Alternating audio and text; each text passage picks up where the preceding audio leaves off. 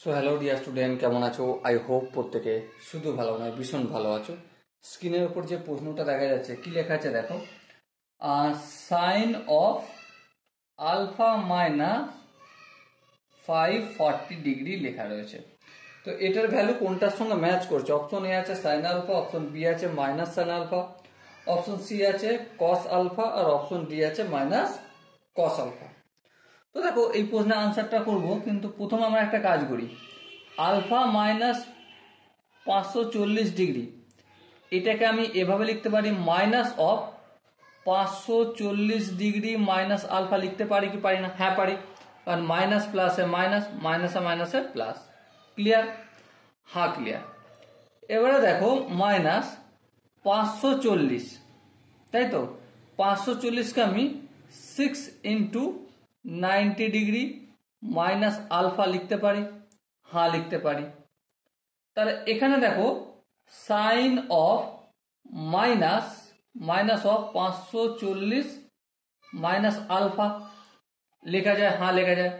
আচ্ছা, এই পুরোটাকে যদি থিটা বলে মনে করো, সাইন মাইনাস থিটা কি হয়? মাইনাস সাইন থিটা, মানে মাইনাস সাইন 540 মাইনাস আলফা হবে। No problem.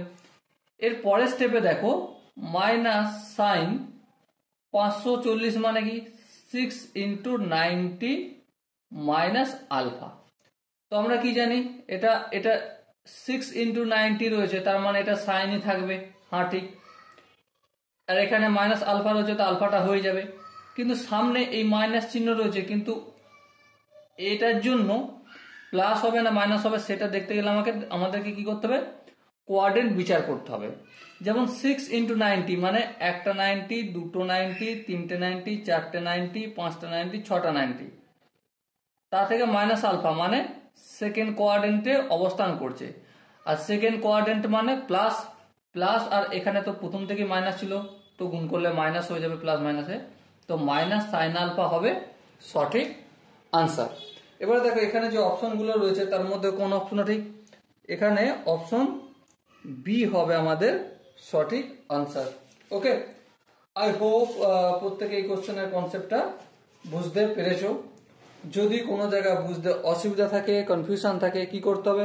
কমেন্ট সেকশন রয়েছে, কমেন্টে অবশ্যই জানাতে হবে। আর দেখা হচ্ছে নেক্সট সেশনে। ততক্ষণ পর্যন্ত ভালো থেকো, সুস্থ থেকো এবং জয় হিন্দ।